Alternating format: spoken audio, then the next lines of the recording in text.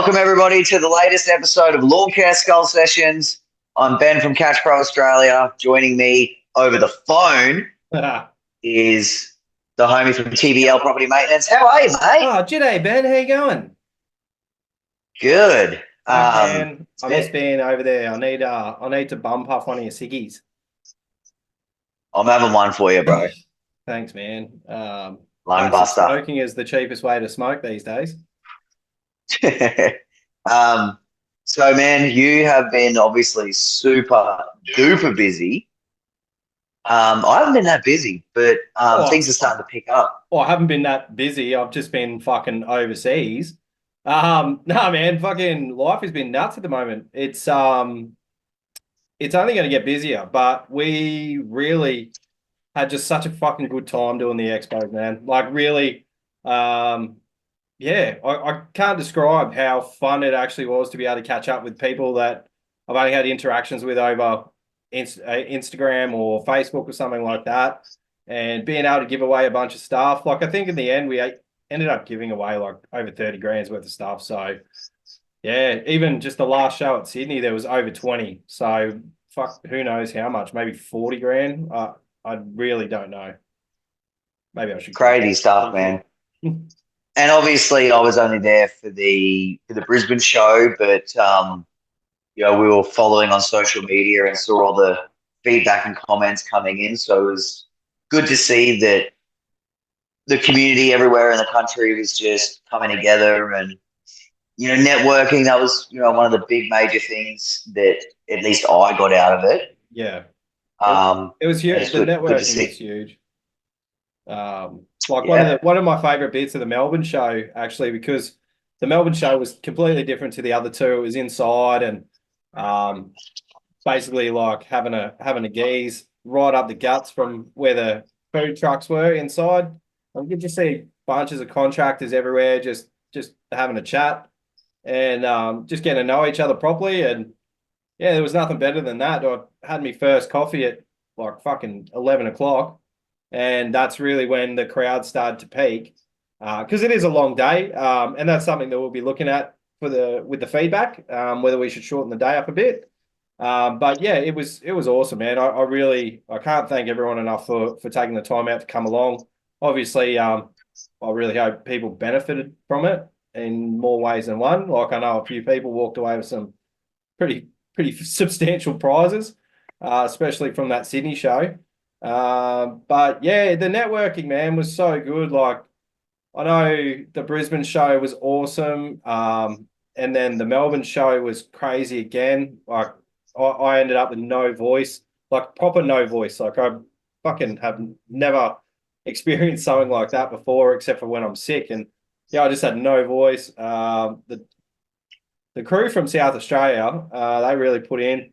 They drove across the Doldries, Palfrey, and Benny, and they drove across and they stayed all day, and then they came to the after drinks, and yeah, we fucking legit all just got booted at the end.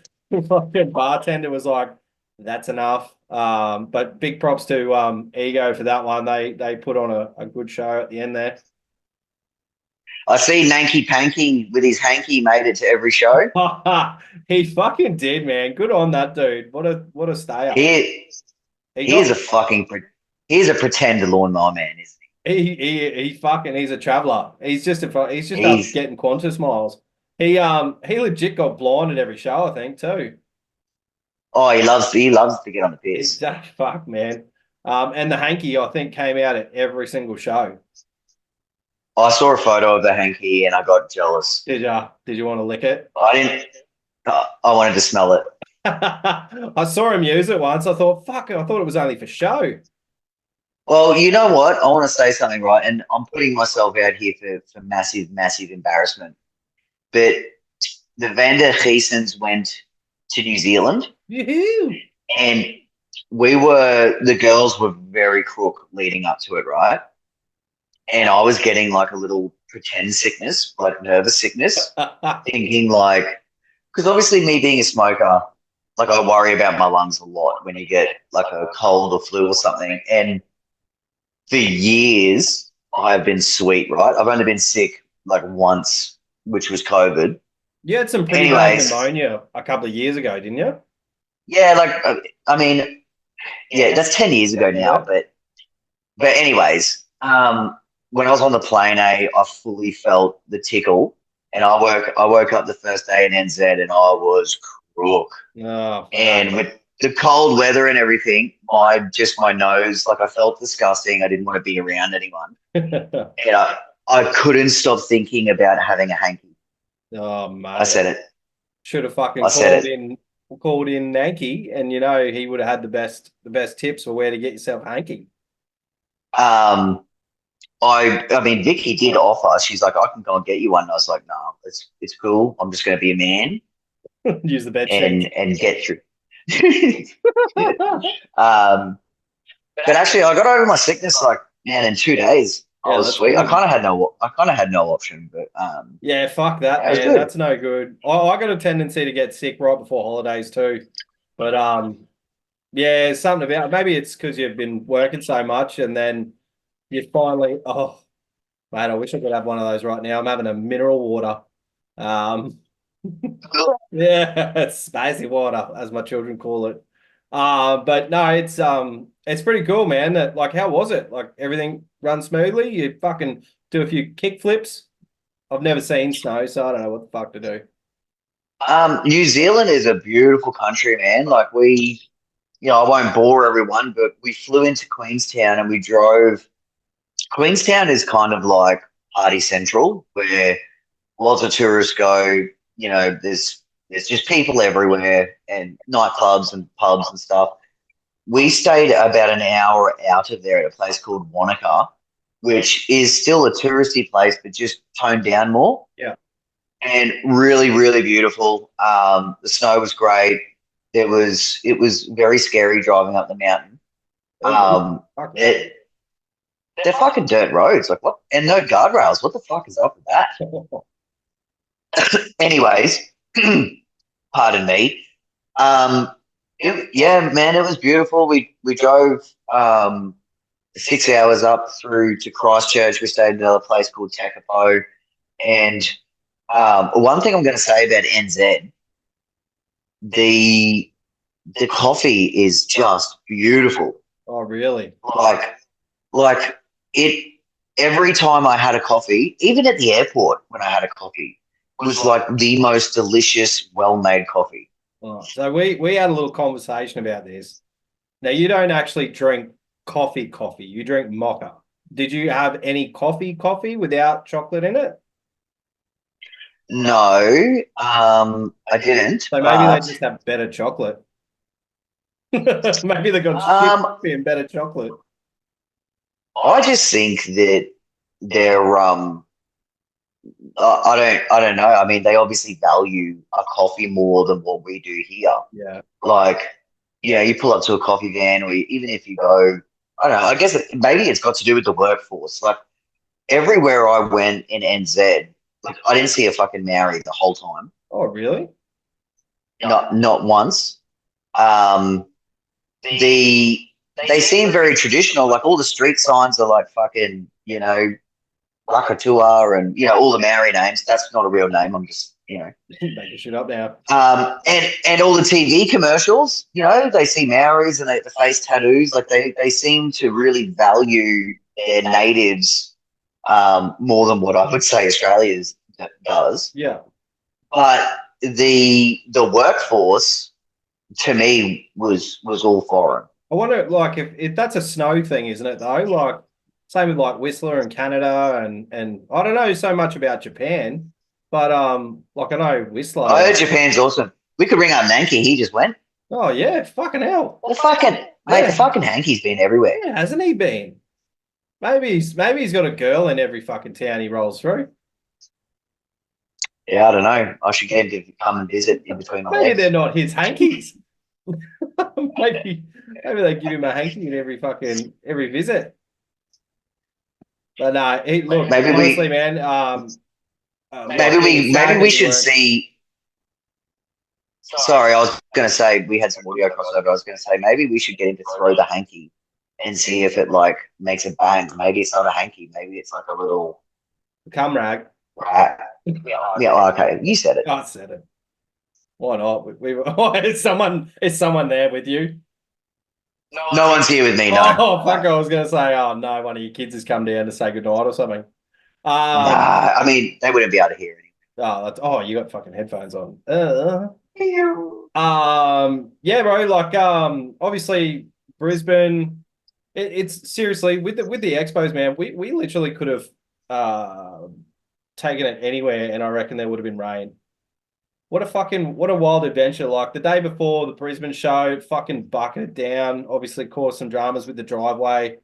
Melbourne was fucking 6 degrees at 12 o'clock in the day. Everyone was fucking freezing. Made for some good huddles. Mates definitely made for some good cuddles. But yeah, it started raining towards the end there. Luckily, we were inside because that would have fucking ruined me. But again, Sydney, like we were bumping in on the Friday, and there was only a couple of brands left just doing their last little touches. And I saw this storm rolling across, and I was like, "Oh fuck, here we go." And yeah, some Andrew Homich, he was there. I hope I said his name right. He did tell me, but I'd had a few beers by then. But his dad was there, and he's like, "Nah, it'll go around," and he's like, "Nah, Dad's wrong. It's gonna fucking hit." And fuck me, did it hit? Oh my God. We were standing underneath the Milwaukee tent, just fucking poking water off the top. And yeah, it was bonkers, man. The lightning was crazy. Lou was hiding in the car. Eventually we did bail out, and it was dark, and we were driving back to our hotel from the site, and a fucking bolt of lightning hit so close to our car that we felt it through our feet. I reckon one of my nuts almost exploded. It was it was a wild fucking storm, man. But luckily it was the next day was beautiful. It was an absolutely beautiful, perfect day the next day. There was a few Yeah, little no, that's good. ponds, but Good to see. yeah, we gave Bushranger and Skag some fucking waterfront property, I'll tell you that. We just threw some Um, flags around oh, it. I just wanted to give a special little shout out on the back of Nanki to Monster for, he attended the Brisbane show, obviously attended the Sydney show, and it was good to see people get to multiple shows. Yeah. And also, like, he had a little bit of beef with, LNC admin. Yeah. And it was good. It appears that at least, the people that were there, they made up and they got over it like men. I got no idea And what it's the good to fuck see. happened. I was yeah, balls deep in chats. So no, but it was good to see Monster. It was good to see Anthony Moore. Fucking finally got to wrap my arms around him. Ali from LMCA came, and she was doing some giveaways, and I ended up with an LMCA mug. So I'll sip me morning coffee out of that. But yeah, it was a really good show. I don't think there was any yeah, there was actually no, there was from the Melbourne show, there was one negative, but that kind of got shut down pretty quick, which is unfortunate. Look, I'm all for people expressing their disappointment in not seeing something, or I shouldn't say disappointment, but I'm looking more for feedback, because honestly, like, that's the only way we're going to grow is if we get feedback with any business. That's the only way to do things. But yeah, I don't even remember the dude's name. I think it was Troy. The poor cunt got absolutely fucking slaughtered. And yeah, we're going to reach out to him because he's put a pre-registration in, and just say, look, mate, we're sorry, we don't know. Yeah, we weren't involved in that. But we would like your constructive criticism if you're willing to give it up. And yeah, we'll sort of work on getting what you want to the show. Obviously, we didn't have as much as we wanted there. Like with everything, you got to build credibility. Obviously, every show we had a new couple of brands come on board. It was fantastic to see, like Rounded. They don't do shows. Service Mate, they don't do shows either. These were the first two shows that both of them have ever done. We had Gianni Ferrari there, which was awesome. And they brought on the Sydney show, they brought some Euro Tools equipment as well, which is new to the country. Literally came in, and yeah, ours was the first. It was the first, the Southern hemisphere release, which is pretty cool. There's heaps of it in the US. It's actually made by Amish people. Fuck, they do a good job, man. It's actually a really cool machine. It's actually, there's three. There's like a walk behind aerator, soil spreaders, and there was one that was an aerator and a soil spreader in one. So you literally pop the holes and the soil follows through. So it's pretty Nice. cool. They're about 60 G's, but I do have two. I do have two more shout outs. Oh yeah, go for it. One is Leroy. Oh fuck yeah. For just getting in the spirit and getting amongst all the other contractors and making himself available. So available. Also Daniel Smith. Yeah, I think it was great to see him representing the mowers that he loves and helping those guys out. And it was great to see, like it's almost like your show. I don't know what's happening, and I am going to speculate, but it's like your show has created an opportunity for him moving forward.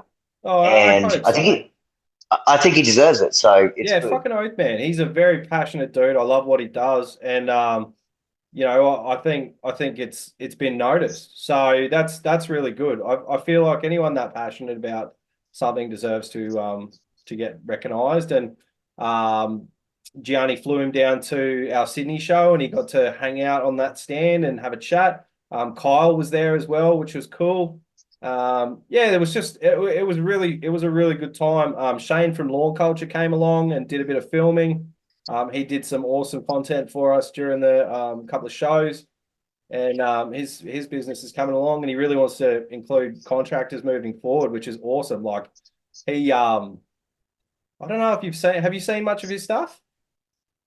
I recently just saw it in the algorithms popping up, but Yeah. I was away. I was away when most of it was coming through, and data while I was away was just a mess. And Yeah, to be honest, like we did work. We ran the business while we were away. yeah. But we live in this big house, right? And we're always busy with the horses. I'm kind of always down here working.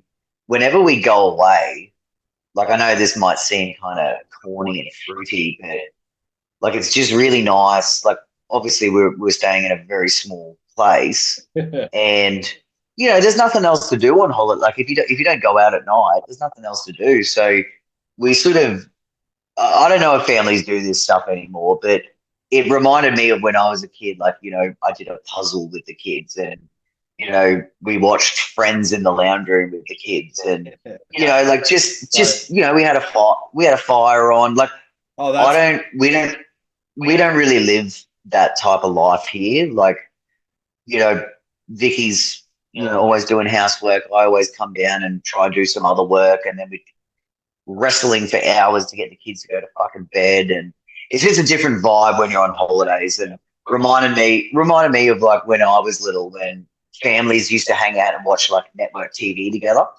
Like one of four channels. Yeah, I mean, I still ain't fucking watching Home and Away all night. Fuck that. But no, that's good, man. Like, actually, the last couple of weeks, like we've been playing. Like, do you remember Hungry Hungry Hippos?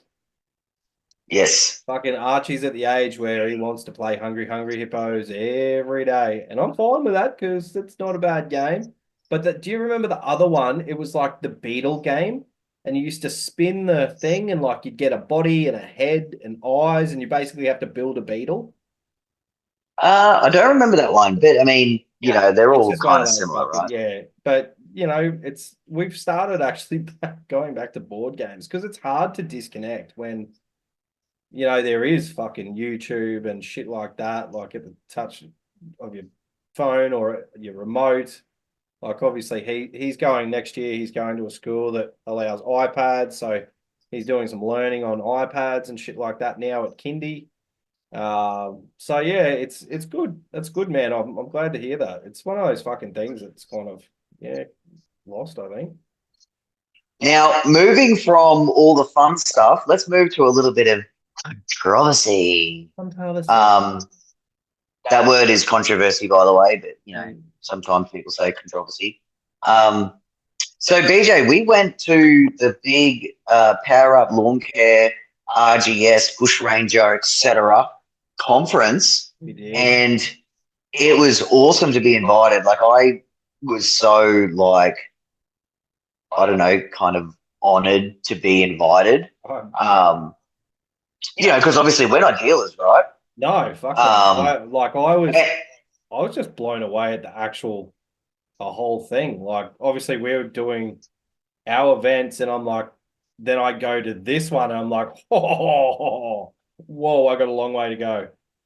yeah, man, it was like proper, like the getting served cocktails and dressing up and Yeah, listening to market strategies and stuff, which we can't reveal because we're important. We're not allowed to reveal that stuff. yeah, But what I wanted to address was there's been a bit of chitter chatter a little bit. about the new battery lineup from Bush Ranger.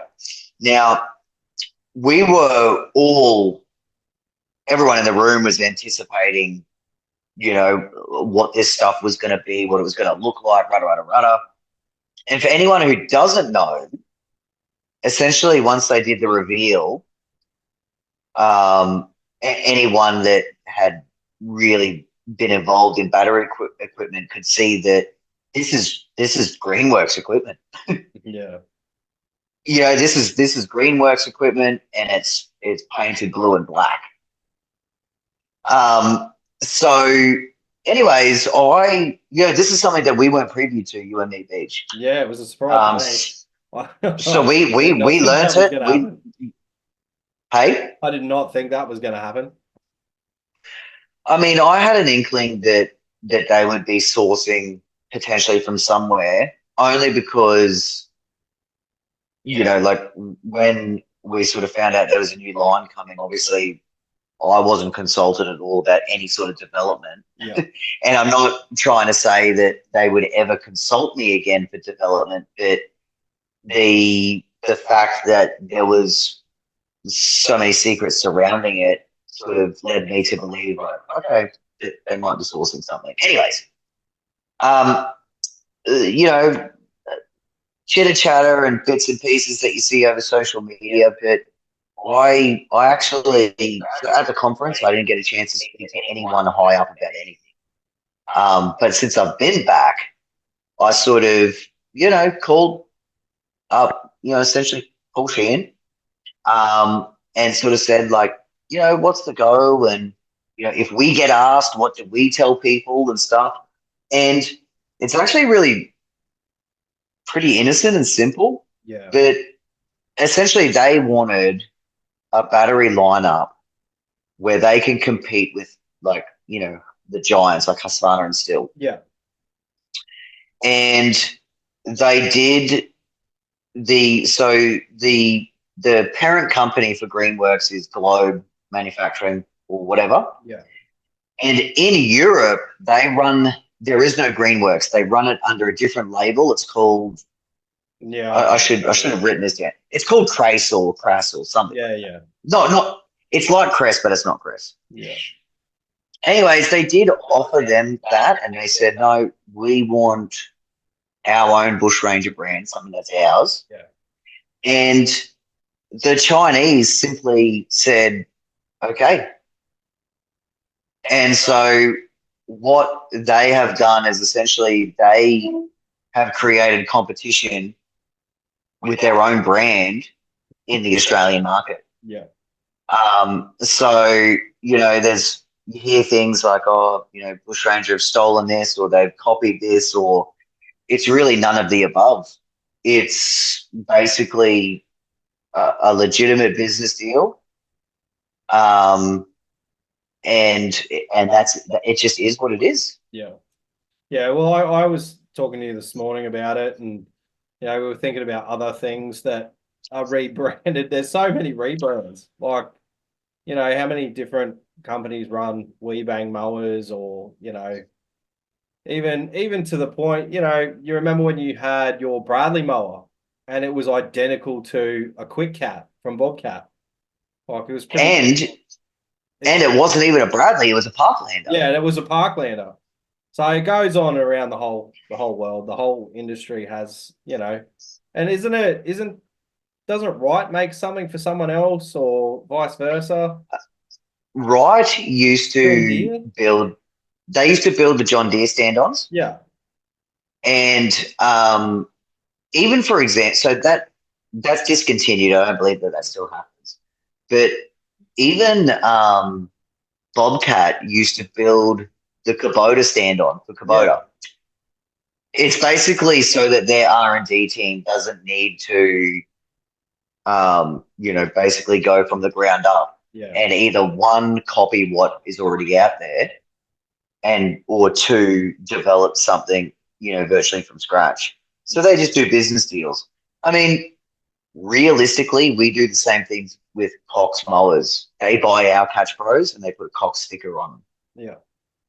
for their dealer network, which is actually the same thing as what is Yeah. happening everywhere else.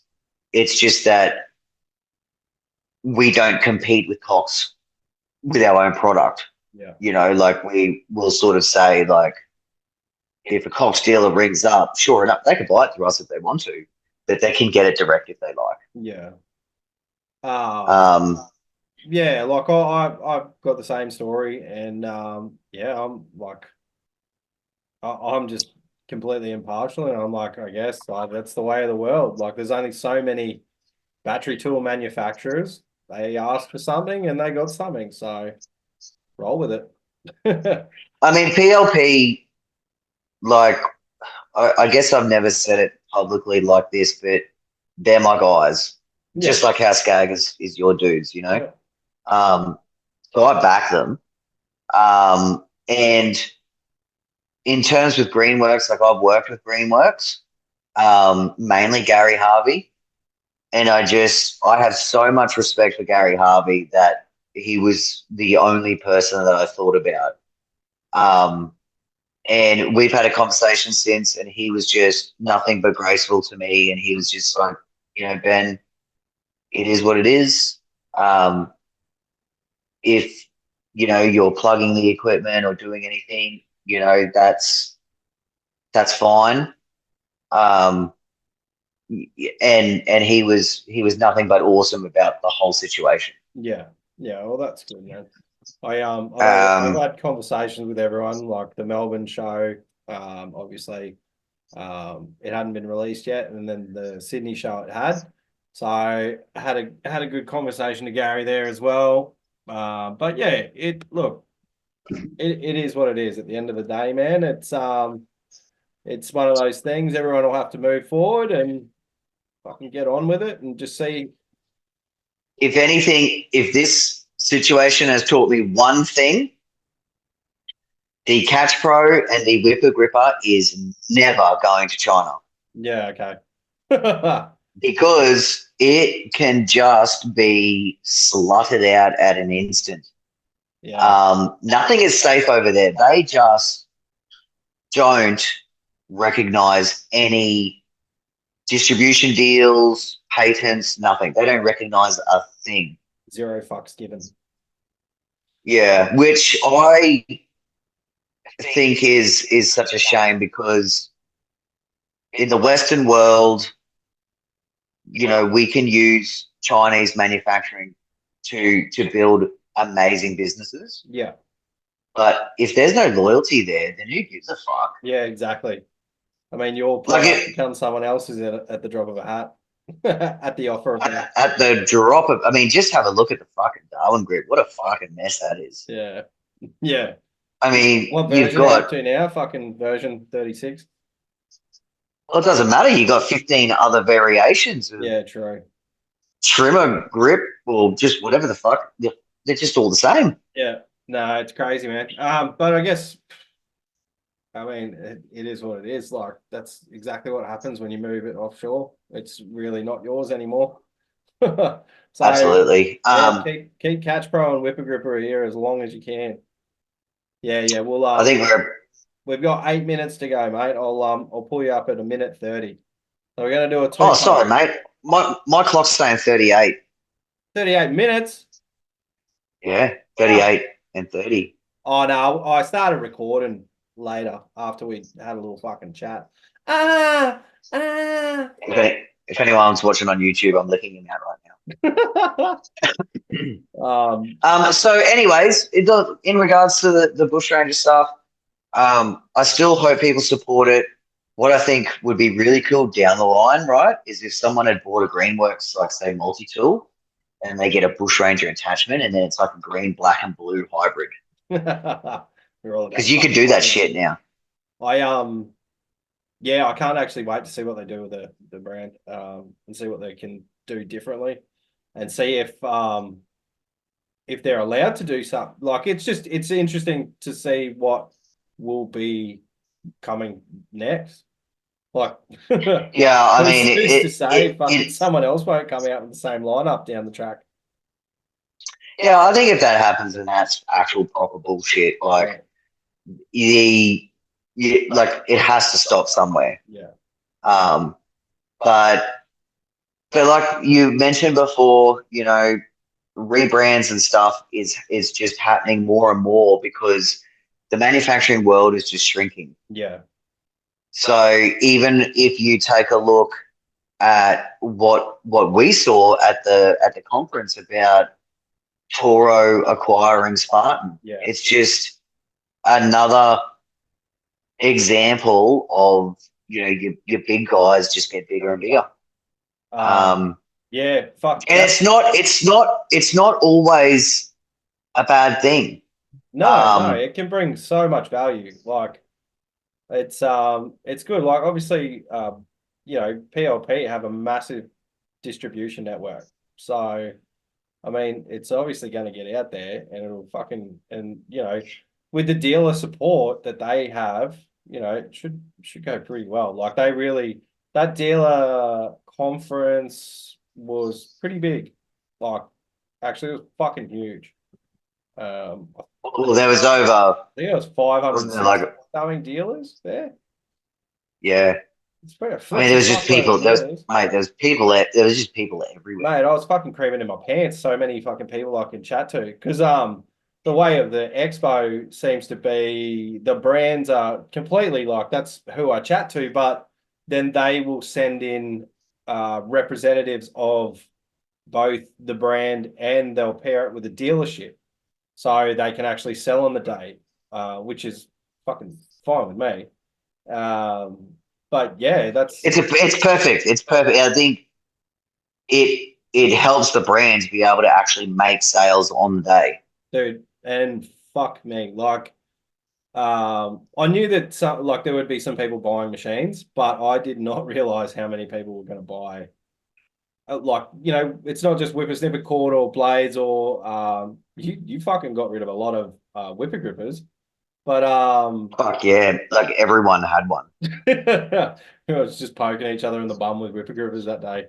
But no, really, like way over double digits. I know there's well over 20 machines got sold and some really fucking unique pieces as well. So really happy with that. And I think that's just such a good thing for the expo moving forward. Like everybody found value in it. And it'll be good to get the other brands in because I'm literally going to get fucking letters from all the brands that attended this year, and I'll make a little portfolio, and if anyone's ever questioning it, I'll just fucking send them the portfolio. We had some from last year from the first one we did in Brisbane, but you know what, like we're way ahead of the game this year. Now than we were this time last year. So it was only really getting talked about in the background last year. We've already made contact with a lot of the brands. We've sent out forms. You've probably got a form there you've got to fill in for us. I think I did get one, but I wasn't going to fill it in. No, there is. But no, like it's. I know the guy. I could just call him up. Yeah, just tell me. No, but it was good, man. That RGS thing was so good. And geez, they put a lot of effort. You were only there for one night. I was there for the whole thing, except for I wasn't allowed to go to the Gravely thing. It was a conflict of interest with Skag, which is fine. Makes 100% sense. But yeah, jumped in the car, came all the way back to Brizzy, mowed 3 footy fields, and shot back in the afternoon in my truck. I just had to fucking unload all my skags out of it and take all the hats out of the front. So didn't ruffle any feathers. But no, it was good. They really put on a good show. And yeah, massive thank you to those guys for even inviting us. Oh, absolutely. Massive thanks to them. I mean, it was hard watching them all be so stressed, but because they were very. See, they had. For anyone who doesn't know, it was a dealer conference, but they actually bring in their international suppliers. So the CEO from Spartan Mullers Tough talk. came down and did a presentation. The CEO from Gravely came over. They had the Segway guys from, are they Swedish or something like that? I don't know. I thought they were Japanese. Fucks me. I'm not sure. Well, anyway, but like they had suppliers from all over the world that they had to entertain, all week. Kawasaki, Tough Talk was there. So Kawasaki were really good. I had a good chat to them at there was a night at the Marquetta, which is in the Gold Coast. It's like at Eat Street. I had a really good chat to the Kawasaki guys there. Tough Talk, we sat next to one of the guys from Tough Talk. So that was good. And I'm like really happy. Like most of the guys from that I spoke to and I'm going to catch up with at the GIE. So I listen to you. Did a bunch of card swaps, mate. I'll use every chance I can to network. That's what it's all about, man. Network. Just as much as I do. Man, I'll tell you, if there's ever one thing, is I'll probably never make it to the GIE because I sat on a flight for 4 hours and I was absolutely beside myself. Oh, Benny no likey. No, just I had to sit next to some dude, and I mean he was all right, but try jack you off. Like, no, he was very respectful. But like I hate people being in my space, and I couldn't like sleep properly. My back was fucking caning. You trying to sleep on a fucking plane? Was it non-night style? What else? No, but what else do you fucking do? I mean, you could have jerked him off, but no, I just fucking. I had my daughter sitting next to me. Oh, fair enough. I thought, yeah, okay. But he was he big? Was he a big dude? Was he fucking really? No, like he wasn't. Yeah, he wasn't overly big or anything. He was bigger than me. He was just a normal sized dude. But did you dominate him with the elbow? Boy, this is my fucking space. Well, I felt conscious because I was starting to get sick. So like, I didn't want to cough. I didn't want to cough on a plane or anything. Yeah. Like I know when I see sick hold you on the ground. Get him. I know when I see sick people on a plane, I'm like, "Fuck you, you rude dog, get off." Yeah, so I didn't want to be that dude. Yeah, on the way back from Melbourne, I had my cock throat, and I was like, oh, everyone's gonna think I've got the fucking Rona, got the spicy throat. But on the flight down to Melbourne, I sat next to Ben Brown, and he's a fucking big unit, and I'm a big unit, and we were all up in each other's grill, and then believe it or not, on the fucking flight home, I was sitting next to someone bigger than Ben, and I was just like, "Fuck!" But we picked the exit road so we have a bit more room, and it just never panned out. And then fucking across there was some chick, no one next to her. She had 2 free seats. The fucking people in front of us. Oh, there's a seat in between you two motherfuckers. Yeah, I wasn't happy, but I mean, whatever. Yeah, I mean, I just couldn't imagine doing it for 18 hours? Oh, dude, fuck. Like I just plug a movie. Like it's good. They have in-flight entertainment. Like they have good new movies and shit. And I'm just like, I'm pretty chill. Like Lou's not a fan of flying. But yeah, like I'm pretty chill on planes now. We've had a bit of experience flying around for the expos and shit. And I've been to the US once, and Yeah, it was funny actually. I don't know if I've told this on the podcast, but with the first Expo, I literally fucking got on the plane next to this German guy. I think he was German anyway. And he's fucking seen me coming. I sat down and he literally pressed the button to call an attendant and asked if he could get to upgrade his seat straight away. He's like, I don't want this fat cunt sitting next to me the whole way to the US.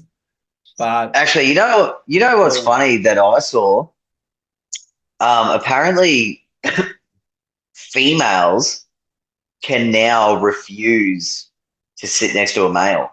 really? Yeah, so like if I was, because we got a family of five, so Yeah.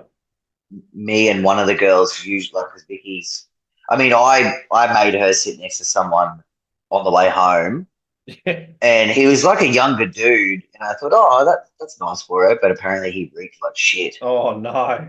Was he hot and at she was least? actually she I already had my phone on airplane mode before we took off, but she was sending me texts saying I'm gonna vomit. Sorry, Um, Vicky. but anyway, she's very precious, by the way. But anyways, fucking yeah, like if I was sitting there with my daughter and a woman had to sit next to me, she could literally be like, "No, I'm not sitting next to a man." Oh shit. Yeah, Wow. So when the world we we live in. yeah, no, it's bizarre, eh? So we went to Melbourne the first time and Lou and the kids sat up the front and I sat next to these two like I don't know, maybe 18 or 19-year-old girls. Fuck me, dude. Yes. The conversation these two girls were having, I never ever have I heard the word like this, like that. I was like, holy fuck. I was so grateful I had my headphones and just fucking popped them straight on and watched. You know what's fucked about the flight though? Like you get to watch almost a whole movie and then they fucking cut you off. And then I'm like, I Uh, don't know. One of my pet hates is starting a movie and not finishing it. It fucking destroys me. I hate it. just quickly, we're going to move on. But speaking about airports, my twins went away on a school trip, and like I thought I knew all the kids in their class because it's not a huge school. But anyways, we dropped them off at the airport, and like they met up with some of their friends, and one of my daughters, Macy, goes, "Dad, so and so's got a tail." And straight away, I was like, "Show me." And one of the kids came with a tail, Oh, and fucking hell. fucking, I was like, because she's not in school, she's obviously allowed to wear the tail. Oh, fuck. So she's like a little furry thing or whatever they call them. Oh, damn. And I mean, I had a look. It was a very nice tail. Like it was like a big bushy one. I Um, didn't send it to you today. I actually ran over one at the footy club. It was a fucking legit, it was a legit tail with a fucking ribbon to tie it on at the footy club. Fucking hell. I didn't know what I it was, and just I just fucking rolled over it with the cheetah. So I'll send you the photo I after this. just I seriously, like, just kids and the generations these days. Like I know when I used to come home from school, my parents' probably worst thought was like, "Hey, mum, I got detention or got suspended today." And now, like, I feel like parents' worst nightmare if their kid comes home and is like, "Look, mommy, I'm a tranny." Fucking hell. Oh, Oh, fucking fucking hell! oh man, you're gonna get us cancelled. Um, but yeah, we Fuck that. Who gives fucking a fuck? yeah, we yeah, we're living in a different world, bro. It's We wild. are, man. And wait, and you know what? Speaking of different worlds, the season, at least in Queensland, is totally on. Fuck I yeah. haven't heard about it. I haven't heard about any other markets, but like it's still winter, right? Even as we're recording, Yeah, and fucking. Well, I mean, we have, Melbourne and Sydney, like I know Melbourne's a bit dry. Sydney's fucking probably gonna not be there. They're gonna be doing leaf cleanups for the rest of the fucking week because they've got 150k gusts at the moment. I just saw that on the news. I saw Turtle post a little video. It looks fucking bonkers. yeah, buddy. But I just can't believe, Beach. Like I turned my Segway off when I left because I wanted to run a grey water hose through the yard and I can't monitor it. Yeah. And like I was gone for 9 days. And the growth, man, was like gnarly as. I couldn't believe it. And like I had been in, 1, 2 degree temps and you immediately coming home in high 20s. And But it's it's only still out of 3 hours away. character. But it's still out of character for Brisbane weather at this time of year. Oh, well and truly. I noticed a lot Like of people back would burning at the moment. There's heaps of back burning. They must be panicking. like people would have heard me say on the podcast in previous years that like September, even though yes, it's spring and yes, it's getting warmer and stuff, but she still doesn't really kick in September anymore. But Yeah. it's got to kick. We've It's going to kick this September. It definitely has already. Like I hit the 40 today and yesterday. I did the Footy Fields today, and the growth on the Footy Fields was fucking gnarly. Like I actually gave them an extra week because the week before I went there, there was fucking nothing.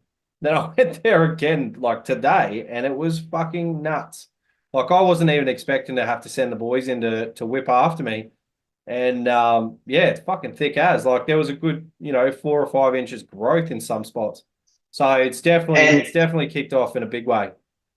and something that I also noticed too, like, mate, we got prickles already. We Yeah, got bindi. fucking oath, man. I mean, it's early. It's early for bindi. Yeah. Well, I mean, look, I was in Sydney. I noticed there was a lot of prickles and a fuckload of clover. I've never seen so much clover in my life.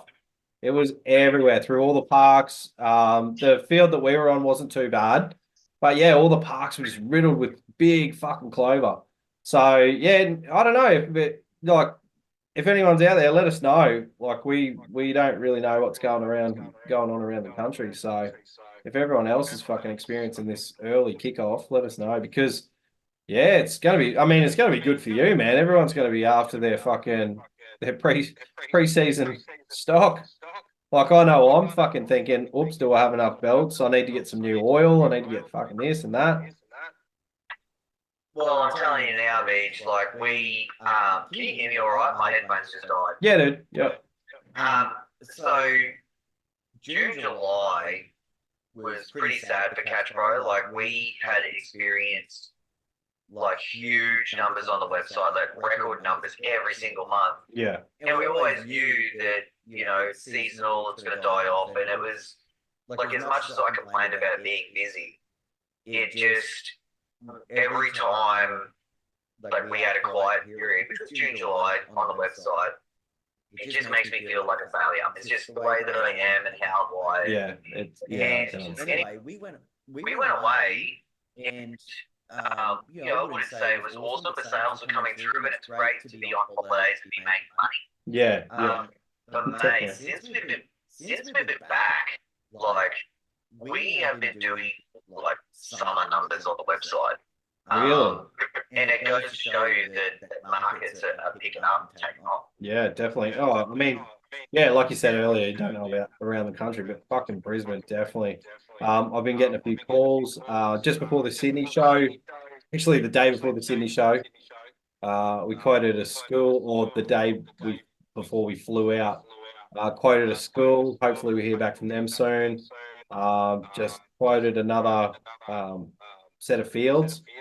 So I definitely think like we're looking pretty good. My main man Will is back, so a lot of people will know Will. He snapped his leg in fucking 2 back in about 3 and a bit months ago. So he's back. He's not working full time, but he's coming back and doing bits and pieces, which is really good.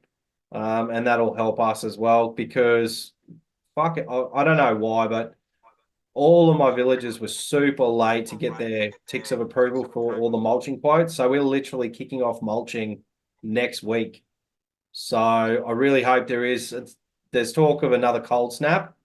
So I really hope that does roll through so we're not absolutely fucking fried when we do this mulching. BJ, what I was thinking about our businesses just now. Like since we've been doing the podcast, I guess it's been over 2 years, right? Yeah. In fact, it might even be 3 years. It'll be heading towards 3, I think. 3. I think we started it in September. Yeah, I think we did too. But you know what I was thinking, like, this is not a stab at any other podcast or influencer or anyone, right? But, like, and obviously, the Skull Sessions has evolved into not that much of a business podcast, more of like a bullshit banter, but with a little bit of, little bit of business stuff. Yeah. But man, you know what I was thinking? Like when you were saying, like you quoted a school and Footy Fields and everything. Like I don't really know your numbers, but like I know CatchPro. We've taken CatchPro from then under 1 million a year business to now over 2 million a year. Yeah. And that's all the numbers. That's not obviously what Ben and Vicky make, but like our businesses have fucking grown tenfold since being on this podcast. Hey? Yeah, it is actually really. I don't know. You can look back and have a good smile about it, and sort of realize all the hard work wasn't for nothing. I definitely think that the amount of knowledge I've got now compared to 3 years ago is so much bigger. Like it's crazy. I'm still actually nowhere near where I want to be. Like no, neither are we. I hate to go back to it, but like when I was at the Bushranger conference, I was like totally in awe of like just how big. So like not even looking at Bushranger as a brand, but when I was looking at all the other brands, like, your Tough Talks and your Mojack and like all the other different suppliers and, like CatchPro Australia, we don't really, we've been to your we've been to your event, but we don't participate in any other events or conventions or seminars or, like we just don't do that stuff. Fuck me, the sky really is the limit. Oh yeah, dude. Any business. Yeah, it's very eye-opening. I think like I always harp on about networking and how important it is. And realistically, it's a lot of what has sort of pushed my business a bit further and given me the I don't know if it's energy or if it's the pizzazz or whatever to keep going. And another thing is confidence, like having confidence in yourself and having confidence in the product that you're putting out. Obviously you with CatchPro and the quality that my guys and I sort of put out into the public, like we really do try and make sure that like we're giving people the best service for their money. And I was thinking about it today. Like I don't think we're the most expensive, I don't think we're the cheapest, I think we're somewhere in the middle.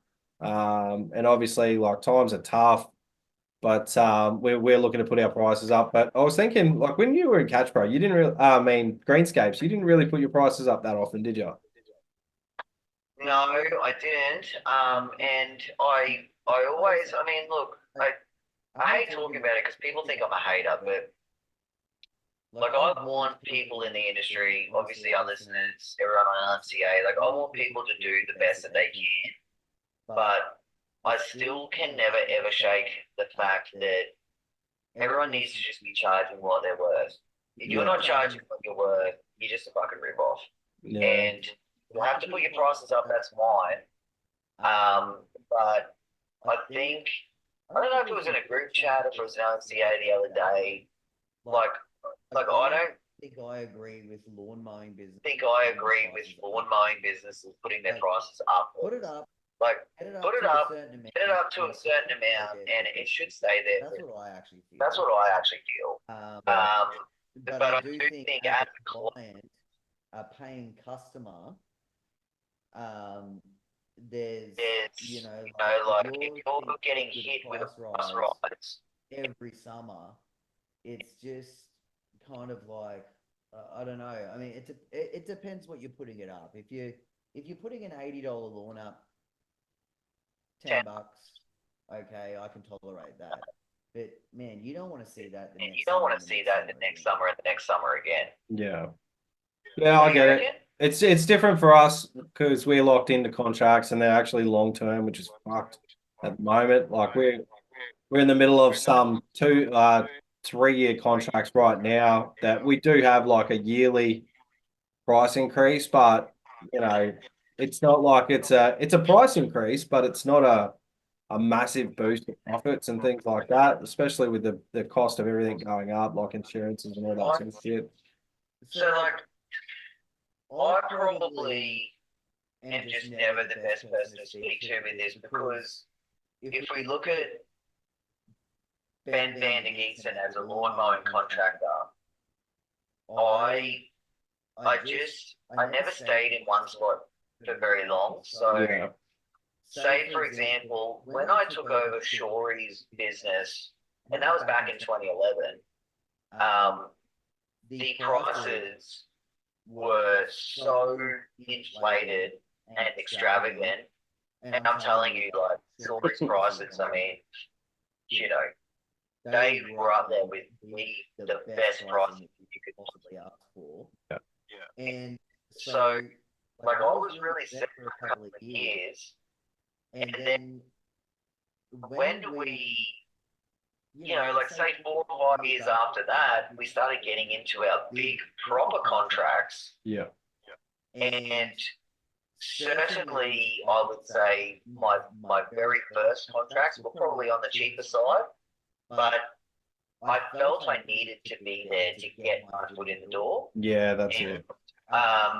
I, you know, like, really, you look a couple of years on the other side of that, and I was already doing CatchPro. So yeah, once I had built the very first CatchPro,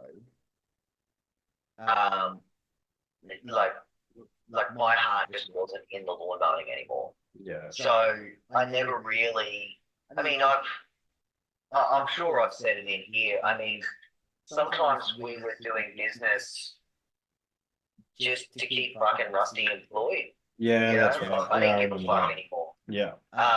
No, well, I was just going to say, like, we're going to do a big price rise, but it's not like big, and it's just there's a lot of people that we have to rise prices on.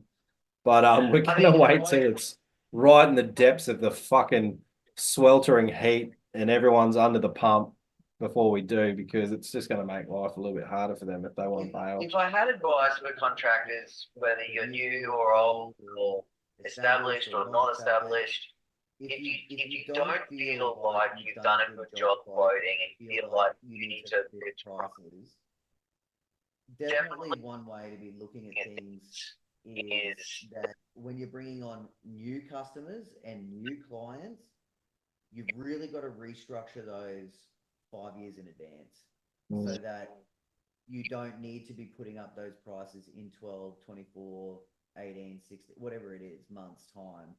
You should be quoting new business with that new structure in mind. And that helps your overall, at some point, yes, prices need to go up. I mean, that's everyday life. But I just don't know whether overall it's the smartest business plan to be putting up your prices every 12 months. Yeah. No, I don't know. We obviously do just through our increase. Like we have contracts and we set an increase at the start. And that's different. And I just wish those increases were bigger. Especially I understand that, like your annual increase, but yeah, for residential mowing, if you quote someone $90 and they agree to it, and then you get 12 months down the line and you say, all right, this is going up to $96 or $98. Yeah. And then another 12 months down the line, you're like, okay, now it's going to be 108. Yeah, yeah. Like I understand the market has changed a lot in the last 24 months with interest rates rises, and I mean, you can't go to the grocery store without fucking spending $100. Just not even doing weekly groceries are costing families like $450. Oh fuck, I'm eating 400. I understand all of that, but just for the business sake, if you can bring in new customers with like a 3-year sort of pricing structure in place, it's like, well, I'm going to go in. Like, I think, if the market keeps going the way it is, I'm going to need to the prices in 12 and 24 months. Why don't I just get there first? Yeah, they know what they're hooked to. If you go in, I mean, that's part of the reason why we do what we do with our villages, because they know what they can set their budgets ahead of time. But it's all the smaller customers for us. It's all the smaller ones that just have to go up because realistically the big ones they are what they are. But yeah, the small ones like I am of the opinion that prices are needed every 12 to 24 months now to keep up. Like you said with the cost of groceries and shit, it's like if your business is at capacity and that shit's starting to weigh on you, like you can't just make money come out of thin air. So you got to pass on that pressure somewhere. So yeah, I was of a similar opinion, but like moving forward with business, it's just the climate is changing so much. And look, if there wasn't so many pressures like at petrol, food, fucking housing, if it wasn't everything all at once, like I could understand like maybe waiting and only maybe doing a small price rise or something. But yeah, the way things are going now, like fuck, everyone's got to fucking get what they can. And if you lose a couple of jobs, I guess that's just part and parcel. I mean, that's with everything. I'm expecting to get some kickback from some people for my price rises. But one thing I've noticed is some of these body corps, man, they're really hard to deal with, and they don't mind spinning you a fucking yarn to get out saying that there's no money and all that sort of shit. I've actually got one where one of the committee members said we don't have money for mulch and we can't do any price rises for at least another year. And then we did a private hedge job for another committee member, and they said, "Oh, the fucking kitty's almost overflowing with cash." So I'm gonna go back and fucking hit them because, yeah, I just fucking hate that sort of stuff. But it is what it is, I guess. Body corps are a business too. Yeah, I mean, like more to my point, I don't ever say this, to bring the industry down or to make anyone not feel like they're worth what they want to charge. It's more to just be cautious to, as a business owner, because it is true. Like, if you even say it yourself, you're going to put some prices up, and you're actually expecting to lose some clients. Yeah. Well, that's the way up, I think. Like you have to understand that some people's budget is stretched, and that's could be your downfall. But if you if you're prepared to lose them, it's not so bad. If so that's where it's a completely different conversation. So obviously in a situation like TBL, you are not starving for work. You don't really have any. Like I couldn't do that stuff the first 3 years of business. I would have fucking. That's right. I was and that's offering myself out the first time. Really, that's where probably the audience that I'm more talking to. Yeah.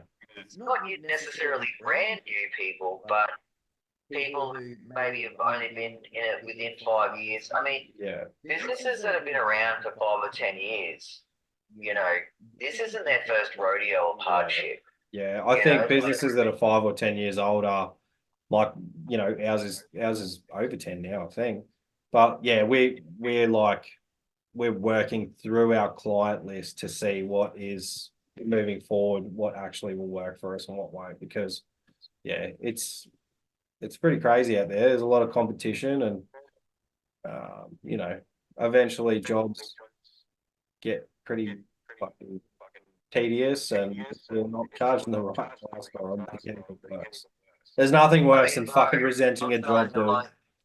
I'm telling you, bro, the amount of people that I have actually set up as brand new CatchPro customers in just the last 2 weeks. Yeah, really. Like from time to time, people will tell us where we're at, but like I've set up like 3 or 4 brand new people that are leaving office jobs and dropping like 50K on mowing businesses, Yeah. decking out their trailers. They're spending a shit ton of money at CatchPro.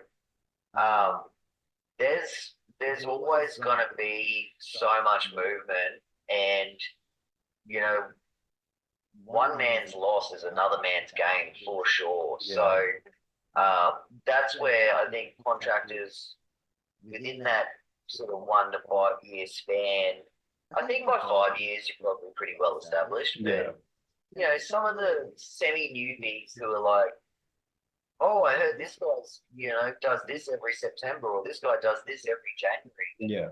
You got to find what you like too. It needs to be more personalized. I don't believe that there should be a general rule of thumb or a structure. Yeah. Necessarily, because everyone has to admit, like TBL property maintenance, your overheads and what you need to make is going to be a little bit different to like Matthew's mowing, for example. Yeah, whatever. Wages are fucking out of control. Insurance is a bonkers. So Matthews out there. no, I get what you mean. I totally get what you mean. We got fucking 6 minutes. That was a quick 40 minutes. That was a quick pointy. Yeah, quick pointy. Look, before we go, I just want to say a massive thank you to everyone who attended the expos. A massive shout out to the people who were working behind the scenes. Our major sponsors, Bushranger, Ego, and Skag. Duncan, Paul, and Baz, you guys are fucking, really stepped up and did a great job at each of your shows. And I can't thank you enough. Louise, my wife, she probably won't listen to this. She fucking absolutely killed it and is continuing to kill it. She's sort of found legs with the show. She was doing some TBL work today, and she's like, "Fuck, this is boring." She really enjoys the Expo stuff, so that's amazing. Scotty Osborne from Ulladulla fucking helped out. That was awesome as well to have him on board. We had Andrew Homage. Fucking tell me if I got it right, Andrew. I love you. Lenny Lawler as well. Like these guys all help behind the scenes. Sammy, that's my sister-in-law. She fucking killed it. She was with Lou on the tickets. She actually on the Sydney show, she was up for an award the night before. So she had an awards night in Sydney for women in media, and then she had a big night, and she was at the show by 8 o'clock the next morning. So she absolutely fucking nailed it. But yeah, it was just a great show. Like it was just so much fun, and that's the feedback we got. It was fun, and if we can keep that up, I think we're onto a winner. Awesome, bro. Well, I think we might get ready to sign out. Yeah, it's fucking fun. So we'll see when the next Skull Sessions is going to be. We're not going to promise anything to anyone. Yeah, it's fucking hard, man. It's hard getting together these days. We were just talking to Savo about, the only time we ever get together is when we're doing the fucking potty. It's I don't know. It's one of those things. We'll try and do it the best we can. And if this podcast fucks up in some way, we'll find another way to do it. This was a throw together. We'll figure it out, but we'll get some better stuff happening. All right. Well, until the next time that you do hear us on the Skull Sessions, I am at CatchPro. He is at TBL. We'll see you next time. Fucking cheers, brah.